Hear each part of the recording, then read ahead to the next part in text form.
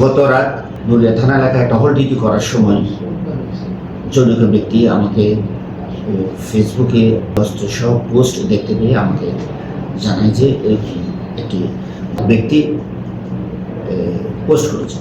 তাৎক্ষণিক আমি এই পোস্টের বিষয়ে খোঁজ খবর নিয়ে জানতে পারি যে এই ব্যক্তি ডিঙ্গামানিক কলারগাঁও এলাকার ব্যক্তি।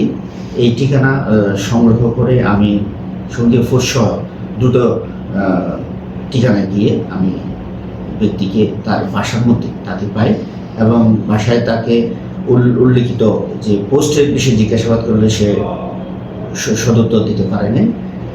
তাৎক্ষণিক আমি তার বাসায় তল্লাশি চালানোর কালে আমি এক পর্যায়ে তার ঘরের মধ্যে তার শোকেসের উপরে পুরনো বই পুস্তকের সাথে একটি রিভলভার পাই।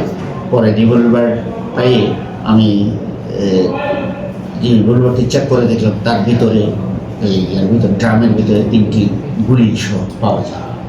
পরবর্তীতে তল্লাশি করে তার ঘরের মধ্যে খাটের নিচে দেশীয় ধারালো অস্ত্র এবং মোবাইল এবং তার শোকেসের ভিতরে তার বিদেশি কতগুলো ইরাকি দিনার পাওয়া যায়, প্রায় 109টির মতো। সবগুলো আমরা পার্শ্ববর্তী স্থানীয় লোকদের সম্মুখে জব্দ তালিকা মূলে জব্দ করে আমরা নিয়ে আসি। পরবর্তীতে এ বিষয়ে অস্ত্র আইনে মামলা রুজুর প্রক্রিয়া আছে। মাদক খাওয়ার এরকম কোনো কিছু পাইছেন কি?